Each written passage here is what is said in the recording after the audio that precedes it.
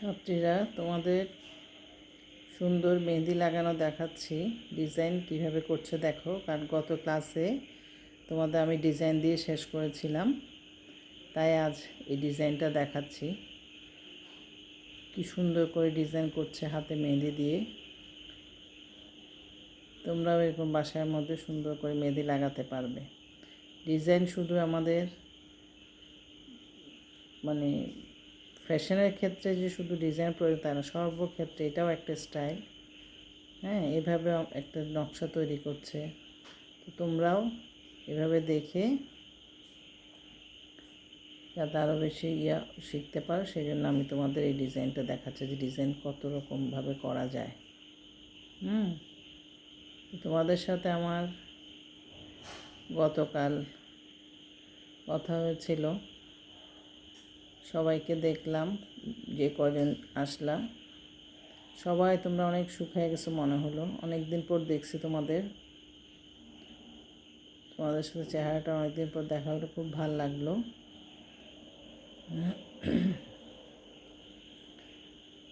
তো তোমরা বাসায় এরকমভাবে অবসর সময় মেহেদি লাগাও।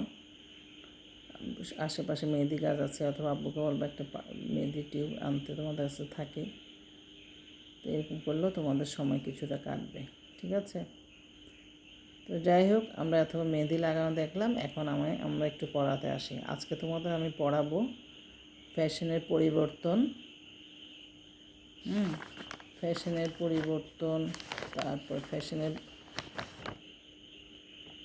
বৈচিত্র্য পড়াইছে আগে, এগুলো একটু আলোচনা করবো। তো আজকে এখন অনেকক্ষণ আমরা মেহেদি লাগানো দেখলাম, এখন আমরা মোটামুটি একটু পড়ার দিকে চলে আসি, ঠিক আছে? আচ্ছা, আমাদের আজকের পড়া শুরু করব আমরা। আমরা কিন্তু এর আগে ক্লাসে পড়িয়েছি ফ্যাশন স্টাইলের বৈশিষ্ট্য, পার্থক্য, হ্যাঁ, এগুলো আজকে। তারপরে আমরা ডিজাইন পড়েছি, ফ্যাশন চক্র পড়েছি। তো এখন আজকে আমরা ফ্যাশনের পরিবর্তনটা পড়ব। আমাদের এই চ্যাপ্টারের মধ্যে আর অল্প দু একটা আছে, এগুলো আজকে মোটামুটি আমরা শেষ করে দিব। হ্যাঁ, তো এখন আসো আমরা ফ্যাশনের পরিবর্তন। ফ্যাশনের পরিবর্তন কি? সভ্যতার ক্রমবিকাশের সাথে সাথে সেই পোশাকে নানা ধরনের বৈচিত্র্য সাধিত হয়েছে। ফ্যাশন পরিবর্তনের অন্যতম কারণ মানুষের সৃজনশীলতা ও নতুনত্ব গ্রহণের আগ্রহ। মানুষ স্বভাবগত কারণে ফ্যাশন পরিবর্তন করতে পছন্দ করে। ফ্যাশন পরিবর্তন তরুণ সমাজকে বেশি আকৃষ্ট করে। আচ্ছা, যেমন তোমাদের আর কি, তোমাদের মতো ছেলেমেয়েদের বেশি নতুন কিছু একটা দেখলে, ডিজাইন আসলেই মনে হচ্ছে যে এই ডিজাইনের এই ফ্যাশনটা আসছে, এখন আম্মুকে আব্বু অস্থির করে দাও। যাই হোক, ফ্যাশন পরিবর্তনের কারণগুলো কী কী এখন আমরা একটু দেখে নিই। প্রথমে আছে কতে পোশাকে বৈচিত্র্য আনয়ন, খতে একঘেয়েমি দূর হয়, তারপরটা গ পোশাকে নতুনত্ব আসে, ঘ পোশাকে আধুনিকতার ছাপ পড়ে, তারপরে নিজেকে অন্যের কাছে আকর্ষণীয় করা যায়, কোনো বিশেষ ব্যক্তিকে সম্মান ও অনুকরণ করা যায়। এগুলো হচ্ছে আমাদের ফ্যাশনের পরিবর্তনের কারণ। এরপর আসা যাক ফ্যাশন পরিবর্তনের প্রভাব বিস্তার করে কী কী, ওগুলো কী কী। প্রথমটা হচ্ছে অর্থনৈতিক অবস্থা বা প্রভাব। যে কোনো দেশের অর্থনৈতিক অবস্থা সে দেশের ফ্যাশনকে ব্যাপকভাবে প্রভাবিত করে। এটা কি বলতেছে? যে কোনো দেশের অর্থনৈতিক অবস্থা সে দেশের ফ্যাশনকে ব্যাপকভাবে প্রভাবিত করে, এবং ফ্যাশনের অবস্থা ভালো হলে মানুষ ফ্যাশন সচেতন হয়, ভালো বলেই ফ্যাশন সচেতন হয় এবং নতুন নতুন ফ্যাশন গ্রহণে আগ্রহী হয়। অন্যদিকে আর্থিক সচ্ছলতা থাকলে মৌলিক চাহিদা পূরণে হিমশিম খেতে হয়। আর্থিক অসচ্ছলতা থাকলে এই ক্ষেত্রে ফ্যাশন বৈচিত্র্য তাদের কাছে বিলাসিতা। মানুষের যাদের কাছে টাকা পয়সা আছে, যে ফ্যামিলি যারা অ্যাফোর্ড করতে পারবে তারা ইচ্ছা মতো বিদেশ করুক, ফ্যাশন যেটাই আসতেছে আব্বু আম্মু কিনে দিচ্ছে। কিন্তু যাদের কাছে আর্থিক অবস্থা ভালো না, অসুস্থ, তারা যদি কিনতে চায় বা কিনে, তো সেটা তাদের কাছে এক ধরনের বিলাসিতা ছাড়া আর কিচ্ছুই না। কারণ আমাকে চিন্তা করতে হবে আমার পরিবারের সোর্স অফ ইনকাম কীরকম, সেই হিসাবে আমাকে ওটা চিন্তা করেই আমাকে নিতে হবে। এরপর আসছে রাজনৈতিক অবস্থা। রাজনৈতিক অবস্থা ফ্যাশনকে প্রভাবিত করে। কোনো কোনো জনপ্রিয় রাজনৈতিক ব্যক্তিত্বের স্টাইল ফ্যাশন হিসেবে মানুষ গ্রহণ করে। যেমন আগে বলছি এটা, এখন আবার বলছি, যেমন মুজিব কোড, জিন্না কোড ইত্যাদি। ঠিক আছে, রাজনৈতিক যারা আছেন তাদেরকে অনেকজনই এরকম অনুকরণ করেন। তারপর হচ্ছে সমাজ ব্যবস্থা। সমাজ ব্যবস্থা ফ্যাশনকে প্রভাবিত করে। সমাজের ভাবধারা ফ্যাশনে প্রতিফলিত হয়। পাশ্চাত্যে যে পোশাক গ্রহণযোগ্য, আমাদের সমাজে তা গ্রহণযোগ্য নয়। আবার আমাদের শহরে বা গ্রামের মধ্যেও পোশাকের ভিন্নতা লক্ষ্য করা যায়। মোট কথা, যার যে দেশের আমাদের দেশের যেরকম সমাজ ব্যবস্থায় যেরকম কৃষ্টি, আমরা সেটাকেই গ্রহণ করব। আমরা বাইরেরটাকে, পাশ্চাত্য সমাজের কৃষ্টিটাকে, ফ্যাশনটাকে গ্রহণ করব না। কারণ আমাদেরটাই আমাদের ঐতিহ্য, তাই না? এবং আমাদের ফ্যাশনটাই আমরা বরং অন্য দেশের কাছে আরও সেটাকে প্রকাশ করার চেষ্টা করব। আমরা বাইরেটা করব। এবং আমাদের দেশের মধ্যেও যে গ্রাম শহরের মধ্যেও কিন্তু পোশাকে কিছুটা পার্থক্য দেখা যায়। যেমন গ্রামের মহিলারা শাড়ির পরিবর্তে তারা থামি পরে, হ্যাঁ, ধুতি পরেছিল, কিন্তু এখানে শহরে কিন্তু এই ধরনের পোশাক হয় না। তারপর আস্তে আস্তে যোগাযোগ ব্যবস্থা। বর্তমানে বহির্বিশ্বের সাথে যোগাযোগ ব্যবস্থা প্রভূত উন্নয়ন ঘটেছে। ঘরে বসেই এক দেশের ফ্যাশন অন্য দেশকে প্রভাবিত করছে, তাই না? এটি কিসের জন্য এত সহজ ব্যবস্থা হয়েছে? ইন্টারনেটের কারণে। আগে কিন্তু আমরা চিন্তা করি নাই। এখন কিন্তু বাইরের কি হচ্ছে না হচ্ছে সব কিছু আমরা নেটের মাধ্যমে দেখতে পাচ্ছি, চলে আসতেছে, তাই না? ফ্যাশনের মানে ঘরে বসে আমরা ও দেশের ফ্যাশন কীরকম হচ্ছে না হচ্ছে সব কিছু বলতে পারছি আমরা, বিদেশের। আচ্ছা, তারপরে আসতেছে সমাজে মহিলাদের ভূমিকা।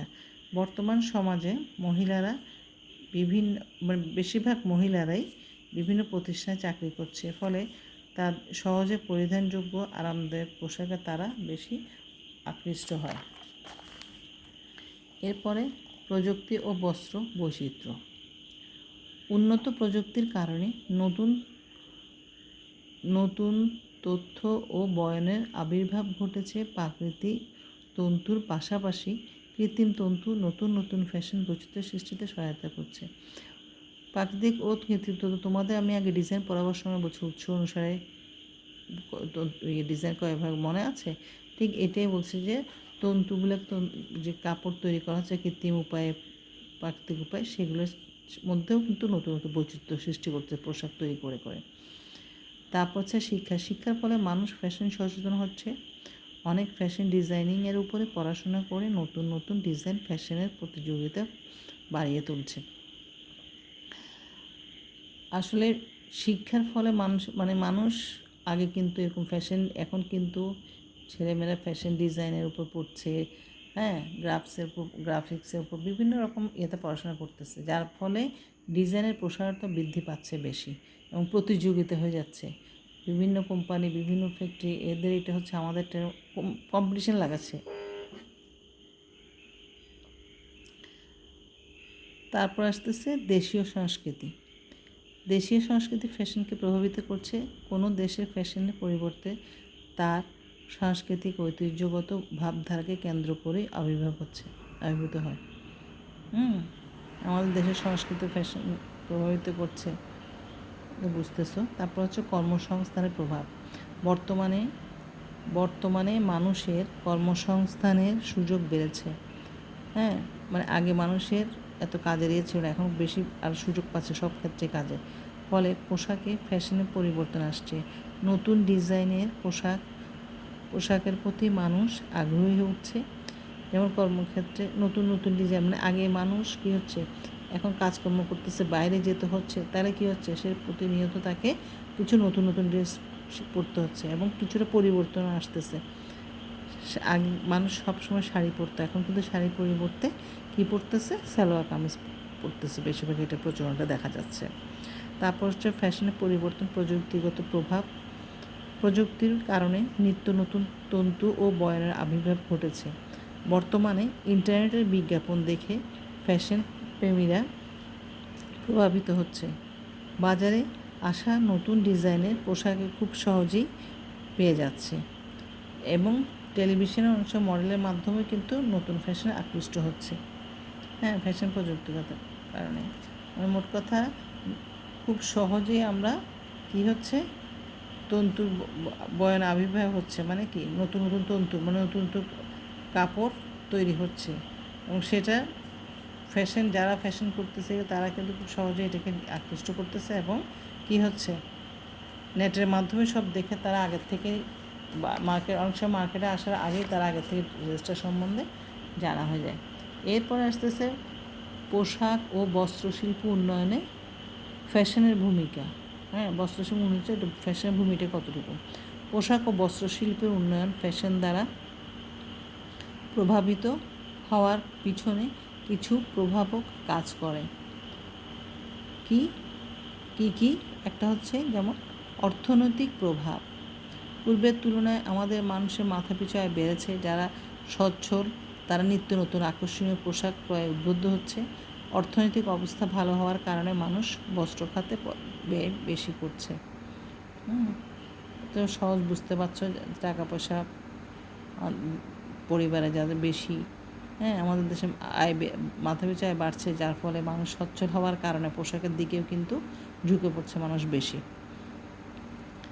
তারপরে আসতেছে বাজারের চাহিদা। নতুন ফ্যাশন বাজারে আসার পর আস্তে আস্তে জনগণের মধ্যে তা প্রসার লাভ করে, ফলে ক্রেতাগণ নতুন ফ্যাশনে বস্ত্র ক্রয়ে উদ্বুদ্ধ হয় এবং বাজারে এর চাহিদা বৃদ্ধি পায়। ফলে বহুল বিক্রয় ও মুনাফা অর্জন করে প্রতিষ্ঠান লাভবান হয়। মুনাফা অর্জন করে প্রতিষ্ঠান লাভবান হয় যখন মানুষের ফ্যাশনটা বেশি, মানে ফ্যাশনেবল ড্রেস যখন আসে, কাপড়, তখন কিন্তু সব ক্রেতারা বেশি কিনতেছে। তো বিক্রি হওয়ার কারণে কি হচ্ছে, বেশি বিক্রি হওয়ার কারণে প্রতিষ্ঠানও লাভবান হচ্ছে। আচ্ছা, তারপর বিজ্ঞাপন। এর মাধ্যমে প্রতিনিয়ত নতুন ফ্যাশন আবির্ভাব হয়ে থাকে। যুগের সাথে তাল মিলিয়ে উক্ত ফ্যাশন অনুসরণ করতে পারবে। এসব বুঝতে পারছো। তারপর হচ্ছে উন্নত যোগাযোগ ও যাতায়াত ব্যবস্থা। বর্তমান যুগে যোগাযোগ ভালো মাধ্যম হলো কি, ইন্টারনেট। এই ইন্টারনেটের মাধ্যমে কিন্তু সব কিছু আমরা বিশ্বের সব হাতের মুঠায় মনে হয় আমাদের কাছে। হ্যাঁ, খুব সহজেই আমরা কিন্তু যে কোনো জিনিস পেয়ে যাচ্ছি। হ্যাঁ, এবং ফ্যাশনটা খুব দ্রুত সবার কাছে ছড়িয়ে পড়ছে। কোন দেশে কী হচ্ছে, কীরকম ফ্যাশন আসছে, নতুন ফ্যাশন কোনগুলো, সব কিছুগুলো কিন্তু ইন্টারনেটের মাধ্যমে ছড়ায় যাচ্ছে, সহজে পেয়ে যাচ্ছি আমরা। এরপর আসতেছে পোশাক নির্বাচন ও ক্রয়। পোশাক কেনার সময় মানে নির্বাচন করার সময় বা কিনতে গেলে কী কী বিষয় খেয়াল করতে হবে সেটা আমাদের জানতে হবে। বর্তমান যুগে পোশাক পরিচ্ছদ হচ্ছে সভ্যতার প্রধান নিদর্শন। পোশাক নির্বাচন ও ক্রয় করার সময় কয়েকটি বিষয়ের দিকে লক্ষ্য রাখা প্রয়োজন। যেমন 1 নম্বর, পরিবারের আয়। পরিবারের আয়টা কি? পোশাক নির্বাচনের প্রথমেই পরিবারের আয় প্রতি লক্ষ্য রাখতে হবে প্রয়োজন। কারণ আমি যে কোনো একটা জিনিস কিনতে গেলে, কাপড় কিনতে গেলে বা ড্রেস, সেটা তোমাকে আগে প্রথমে জানতে হবে তোমার বাবা তোমাকে কত টাকা দিল, তোমার বাজেটটা কতটুকু, সেটার উপর ভিত্তি করে আমাকে পোশাকটা কিনতে হবে। যার আয় বেশি সে বেশি দামে কিনতেছে বা পারতেছে, বা যার আয় কম সে একটু কম দামে, কিন্তু কম দামে কিনলেই যে খারাপ হবে সেটাও না, বা ফ্যাশনেবল যে হবে না সেটাও না। সব কিছুই হবে, তবে আমাকে খেয়াল রাখতে হবে কাপড়টা ভালো কিনা, কাপড়ের রং হচ্ছে কিনা, টিকসই কিনা, এগুলোর দিকে একটু খেয়াল করতে হবে আমাকে। তারপর হচ্ছে পরিবারের বিভিন্ন সদস্যের বয়স। পরিবারের মধ্যে কিন্তু কি এক এক বয়সের মানুষ থাকতেছে। কেউ দাদা দাদি থাকলে, বৃদ্ধ থাকলে, বয়স্ক থাকলে, ছোটো বাচ্চা থাকলে তাদের একরকম, তাই না? তোমাদের বয়সে থাকলে একরকম। ওইভাবে বয়সের দিকে চিন্তা করেই পোশাকটা তৈরি করতে হবে এবং পোশাকটা যাতে, মানে বৃদ্ধদের পোশাক হলো হালকা হবে, খেয়াল করতে হবে। তখন ওখানে রং রেখা সব কিছুই চিন্তা করে নিতে হবে।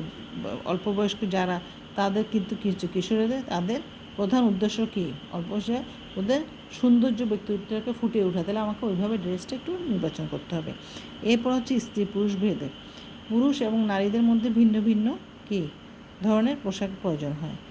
আমাদের দেশে মেয়েরা কী হয়, শাড়ি পরে, সালোয়ার কামিজ মেয়েদের ইত্যাদি, আর ছেলেদের জন্য শার্ট প্যান্ট লুঙ্গি পাঞ্জাবি এই ধরনের কিন্তু ছোট ড্রেস। কিন্তু ছোটদের বেলায় পোশাকে অনেক সময় পার্থক্য করা হয় না। ছোটো বাচ্চা যারা থাকে তারা ছেলে মেয়ে একই রকম পড়তেছে, কোনো চেঞ্জ, কিন্তু বয়স বাড়ার সাথে সাথে ছেলেদের জন্য ছেলেদের পোশাক, মেয়েদের জন্য মেয়েদের পোশাক নির্বাচন করতে হয়। আবার অনেক সময় দেখা যায় এইভাবে আর কি, যে মেয়েরা মেয়েদেরটা নির্বাচন করতেছে বা ছেলেদের, এটা বয়সের সাথে সাথেই সব কিছু নির্ভর করে। তারপর আসতেছে কি গুণগত মান। পোশাক ক্রয়ের সময় দেখতে হবে যে গুণগত মানটা ঠিক আছে কিনা যাচাই করতে হবে। কারণ কাপড়ের রং, জমিনটা নকশাটা কীরকম, সব দিক চিন্তা করেই কিন্তু আমাকে কাপড়টা দেখতে হবে কেনার সময়, গুণগত মান, কাপড়টা কতটুকু টিকসই। তারপর হচ্ছে বিভিন্ন উৎসব উপলক্ষে আমাদের বিভিন্ন ধরনের পোশাক কিনতে হয়, ক্রয় করতে হয়। যেমন আমরা বিয়ে হলো, বিয়ের অনুষ্ঠানে আমরা এক ধরনের পোশাক পরি। আবার কিন্তু আমরা কেউ কোনো মিলাদ বা কোনো শোকের অনুষ্ঠান কিংবা ওইখানে কিন্তু আমরা আবার এই ড্রেস, ওখানে যে আবার আরেকটা ড্রেস লাগে। আমরা এই ড্রেসটা, বিয়ের ড্রেসটা পরে জাঁকজমক পোশাক পরে যেতে পারছি না, তাই না? এছাড়াও আমাদের কি হচ্ছে, বিভিন্ন ঈদ, পূজা, বড়দিন, পহেলা বৈশাখ, পহেলা ফাল্গুন, বিভিন্ন উৎসবে আমরা বিভিন্ন রকম বৈচিত্র্যময় পোশাক পরে থাকি। আচ্ছা, এরপরে মানানসই পোশাক। সব ধরনের পোশাক, এটা তো বুঝতেই পারছো, সবাইকে যে মানাবে কিনা সেটা খেয়াল করতে হবে। সদস্যদের পরিবারের মধ্যে যারা আছে এই বিষয়টি অবশ্যই চিন্তা করে কিনতে হবে। কারণ চিন্তা করতে হবে কি, তোমার প্রথমে আমাকে চিন্তা করতে হবে যার জন্য ড্রেস কিনতে যাচ্ছে তার বয়সটা কীরকম, তার দেহের কাঠামো কীরকম, আকৃতি লম্বা কীরকম, সব দিক চিন্তা করেই কিন্তু, এবং তার রং, তাকে এই ড্রেসটা মানাবে কি না, পরলে ভাল লাগবে কি না, সব দিক। খালি দামি একটা পোশাক কিনলাম, অনেক টাকা দিয়ে একটা ড্রেস কিনলাম, ড্রেসটা তোমাকে মানালোই না, দেখা গেল যে পরার পর তোমার পুরা চেঞ্জ হয়ে গেছে শরীরের কাঠামো, তোমাকে বিঘুটের লম্বা লাগছে বা তোমাকে আরও বেশি মোটা লাগছে, সুন্দর লাগছে না, এগুলো সব চিন্তা করতে হবে আমাকে। মোট কথা ড্রেসটা মানাবে কি না। অনেক সময় একটা কম দামি সুন্দর হালকা পোশাক পরলে মার্জিত লাগে, সবসময় খেয়াল করতে হবে মার্জিত রুচিসম্মত ড্রেস পরতে হবে। তারপর হচ্ছে স্থায়িত্ব। পোশাকের স্থায়িত্ব নির্ভর করে তন্তু শক্তি, বয়ন শক্তি, পোশাকের আকৃতি, রং, স্থায়িত্বের উপরে। পোশাকের স্থায়িত্ব কি, পোশাকটা টিকসই কি না, বুননটা কীরকম। অনেক সময় আড়াআড়ি বুননটা যেটা তৈরি করতেছে সেটা যদি ঠিক মতো না হয়, সুতা ছিঁড়ে যায়, রং উঠে যায়, ওটাতে খেয়াল করতে হবে। সাধারণত ঘন বুনন, যেগুলো বুননটা একদম ঘন, কাপড় হালকা বুনন চাইতে ভারী বেশি হয়, বুননের কাপড়গুলো ভালো হয়। আচ্ছা, টিকসইও হয়। কিন্তু পোশাক সংকুচিত হয় কি না, কাপড় কেনা পরে এটা ক্ষীণ করছে কি না, সেটাও আমাকে যাচাই করতে হবে। আচ্ছা, পোশাকের মাধ্যমে ব্যক্তিত্বের বহিঃপ্রকাশ ঘটে, তাই এই বিষয়গুলো জানা প্রয়োজন। পোশাকের মাধ্যমে আমাদের যে কোনো ব্যক্তিত্ব ফুটে ওঠে। একটা মানুষের ব্যক্তিত্বটা কীভাবে ফুটে ওঠে, শুধু যে পোশাক, তার হাঁটা চলা সব কিছু মিলে তার একটা সম্পূর্ণ ড্রেস কী পরলো, তার কথাবার্তা, সব কিছুই কিন্তু এখানে আসতেছে, শুধু যে এককভাবে পোশাক। সেজন্য পোশাকটা এমনভাবে নির্বাচন করতে হবে কেনার সময় যে তার সমস্ত বহিঃপ্রকাশ সুন্দরভাবে ফুটে ওঠে। তো এই বিষয়গুলোর দিকে খেয়াল করে আমাদের পোশাক নির্বাচন করতে হবে। ঠিক আছে, তাহলে আজকে আমাদের এতটুকুই থাকলো। আমাদের ফ্যাশনের চ্যাপ্টারটা মোটামুটি শেষ। আমি নেক্সট ক্লাসে তোমাদের, আগামী ক্লাসে পোশাক এই অধ্যায়টার থেকে আমি প্রশ্ন দিব। ঠিক আছে, প্রশ্ন নিয়ে আলোচনা করব। তো তোমরা ভালো থাকো সবাই। আমি এই 2-1 দিনের মধ্যেই তোমাদের প্রশ্নগুলো দিয়ে দিব। ঠিক আছে, তোমাদের কাছে আমার একটাই অনুরোধ থাকবে, তোমরা রিডিং পড়বা ভালো করে, অধ্যায়টা 2-3 বার, তাহলে দেখবা তোমাদের কোনো সমস্যা হবে না। তখন আমি তোমাদের যে প্রশ্ন দিব তোমরা পারবা। ঠিক আছে। তারপরও কোনো সমস্যা হলে হোয়াটসঅ্যাপে তোমার সাথে আমার কন্ট্যাক্ট হচ্ছে, যোগাযোগ হবে। ঠিক আছে? আল্লাহ হাফেজ।